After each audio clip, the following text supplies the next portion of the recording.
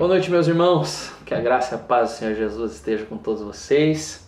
Seguimos aqui na nossa saga, investigando aí a introdução das alianças. É um tema extremamente importante para a compreensão do ensino completo das Escrituras. E por isso a gente está gastando tanto tempo para definir conceituações, para perceber as estruturas que seguram, ou melhor, as estruturas pelas quais são colocadas as faces da revelação bíblica diante de nós. Nós dedicamos a última aula na semana passada a falar a respeito das distinções, como têm sido abordadas as alianças. E fomos em dois pontos. Falamos a respeito de pré-queda, e pré-criação e pós-criação. No segundo momento, nós falamos a respeito de pacto de obras e pacto da graça. E agora nós vamos encerrar esse assunto falando a respeito de antiga aliança e nova aliança. A terceira distinção, então, diz respeito à diversidade de administrações dentro da estrutura dos tratamentos de Deus com o homem caído. A encarnação de Cristo representa o ponto de diferenciação particularmente básico nessa história. Ou seja, há um único pacto da graça estabelecido por Deus, lá em Gênesis 3,15. E esse pacto da graça pode ser dividido em duas administrações: a administração da antiga aliança e a administração da nova aliança. E é sobre isso que nós vamos falar nesse momento.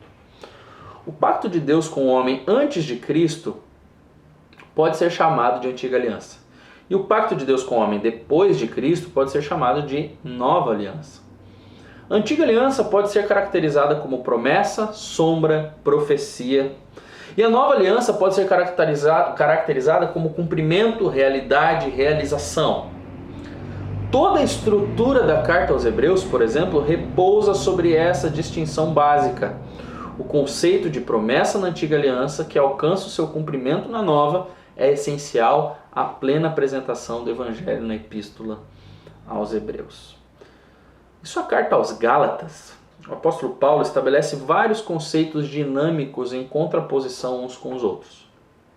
Sua exposição sobre distinção entre antiga e nova aliança é fundamental no contraste entre as perspectivas pactuais. O que Paulo está tratando ali é uma questão extremamente importante, meus irmãos.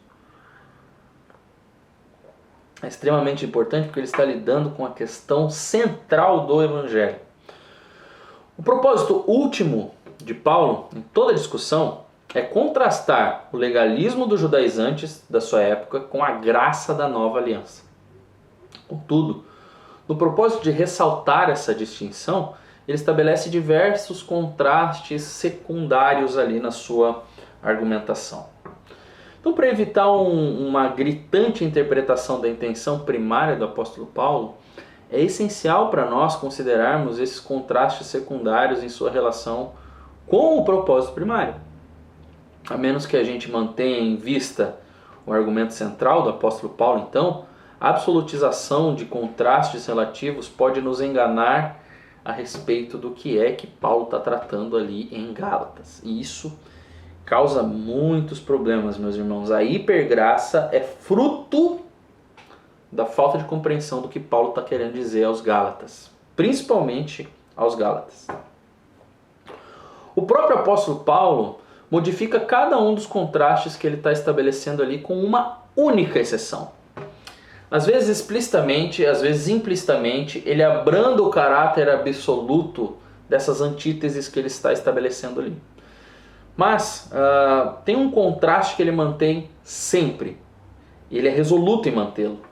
Nenhum compromisso de qualquer natureza pode ser feito entre as propostas destrutivas dos judaizantes e o Evangelho de Cristo. Aquilo que os judaizantes estão propondo nunca pode ser abraçado, porque ele faz um contraste completo com o Evangelho de Cristo. Todos os outros contrastes expostos pelo apóstolo Paulo fortalecem o caráter absoluto dessa única distinção essencial.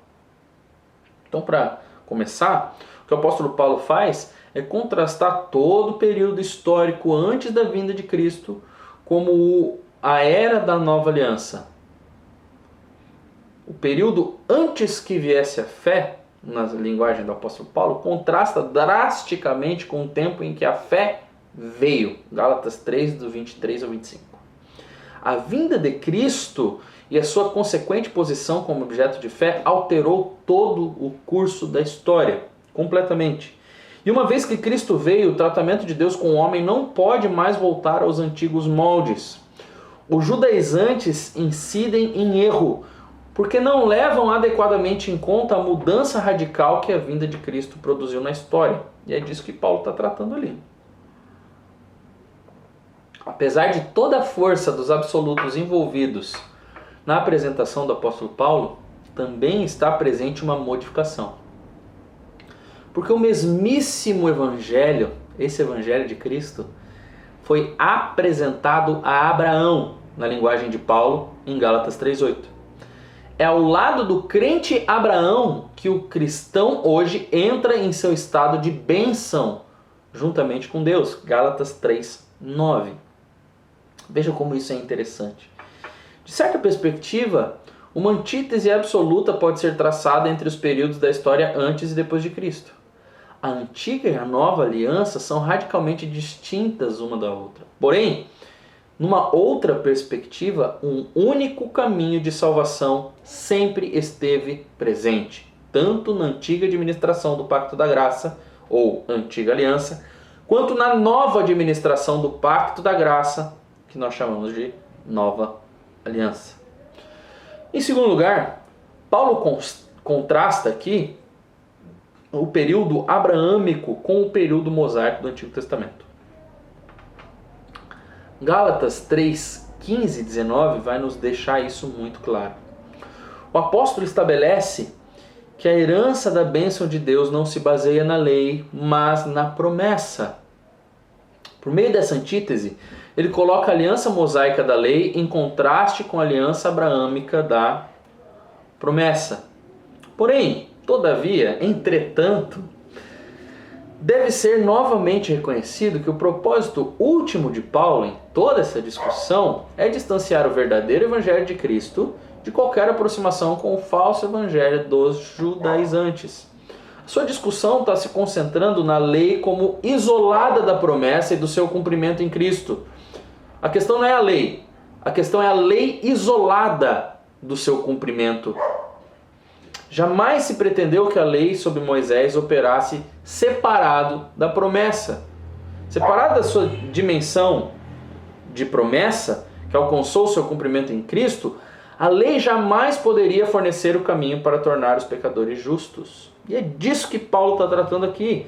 A promessa sobre Abraão era o único caminho eficaz pelo qual os pecadores poderiam ser justificados diante de Deus ao longo da história da Antiga Aliança. Ou seja, pela fé. Embora o apóstolo, de uma maneira muito vigorosa, coloque a promessa em contraste com a lei, ele vê realmente uma unidade básica entre as alianças abraâmica e mosaica, em contraste com as propostas legalistas dos judaizantes. Ele coloca enfaticamente a exigência legal da circuncisão como o ponto que distingue o anti-evangelho dos judaizantes do verdadeiro evangelho de Cristo. Se os gálatas fossem circuncidados, Cristo de nada lhes aproveitaria. É isso que ele diz em Gálatas 5:2. Porém, historicamente, nós devemos lembrar que a circuncisão encontra sua instituição inicial sob as estipulações da aliança abraâmica da promessa, em vez de sob a aliança mosaica da lei. Esse fato claramente indica que o contraste final na mente de Paulo não é entre a aliança mosaica e a aliança abraâmica, mas entre o meio da justificação que está sendo advogado pelos judaizantes e o meio da justificação provido por Cristo. Enquanto o povo de Deus viveu na era de rituais e revelações obscuros, a circuncisão teve uma função própria. Mas a palha dos externalismos passou, apesar de ter tido um propósito útil. Agora, quando a realidade surgiu na história, a insistência em continuar com a casca dessa palha insulta e anula aquilo que é a realidade. Ou seja, o que Paulo está trabalhando ali em Gálatas toca diretamente na questão de qual é o meio de justificação. Não é que a aliança da mosaica não tem nada a ver com a aliança abraâmica. Não é esse o ponto. O ponto é, elas têm uma unidade comum. Mas a aliança mosaica afastada do cumprimento que é prometido na aliança abraâmica não vale de nada. Então, quando os judaizantes insistiam que os crentes em Cristo Jesus precisavam praticar obras da lei para a sua justificação, o que eles faziam era considerar a obra da lei em detrimento da promessa da aliança que foi feita a Abraão. E é isso que Paulo rejeita por completo. Assim, não se deve permitir que a enfática antítese de Paulo entre a aliança da lei e a aliança da promessa obscureça a unidade dos tratamentos de Deus sobre a aliança da redenção. Ou seja, há uma unidade, ela permanece intacta aí. Em outro lugar, Paulo afirma claramente que a aliança da lei não anulou a aliança da graça, a aliança da promessa, né? Em Gálatas 3,17. E, finalmente, em Gálatas 4, Paulo traça de maneira específica a antítese que ele tem em mente com relação ao contraste entre a Jerusalém atual e a Jerusalém lá de cima, na sua linguagem. Mediante a sua referência à Jerusalém atual, Paulo faz referência ao entendimento da aliança da lei mosaica, defendida pelos judaizantes que são seus contemporâneos. A nova aliança, obviamente, permanece no mais rígido contraste com o legalismo do judaísmo corrente nos dias de Paulo.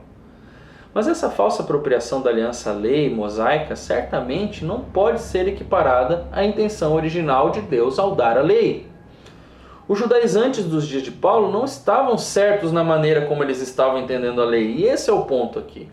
O problema não está com a lei, o problema está com aqueles que estão a interpretando e a aplicando.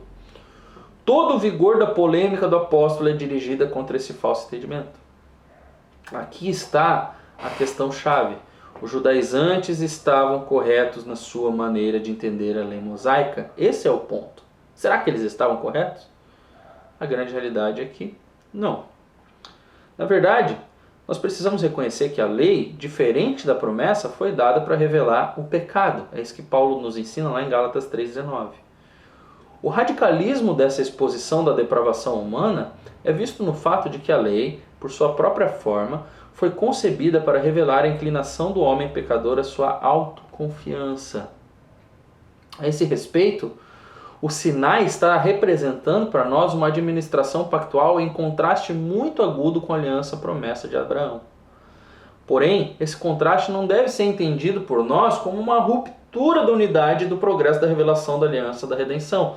Deus não está dizendo coisas diferentes em tempos diferentes. Ele está continuando a sua revelação de como ele faz para salvar os homens. A antiga e a nova aliança se fundem em uma harmonia básica. As alianças abraâmica e mosaica unem-se nos propósitos da graça de Deus. Mas nenhum fator unificador de qualquer natureza surge para harmonizar a mensagem dos judaizantes com a mensagem de Cristo. Essa é a antítese que Paulo está estabelecendo, que é absoluta e não pode ser mudada. Existe diversidade, na verdade, nas várias administrações das alianças de Deus. E essa diversidade enriquece a maravilha do plano de Deus em favor do seu povo. Mas a diversidade, no final das contas, se funde num propósito único e abrangente do decorrer dos séculos. E o que nós encontramos é o seu pleno cumprimento em Cristo Jesus. E é isso que Paulo está querendo ensinar aqui em Gálatas. E com a base, uma análise básica de Gálatas aqui, a gente consegue perceber que o que está em jogo aqui é uma unidade. E essa unidade existe e não pode ser quebrada. Que Deus continue os abençoando, meus irmãos. A aula de hoje acaba aqui. Que o Senhor Jesus Cristo resplandeça a luz do seu rosto sobre todos nós. Tchau, tchau.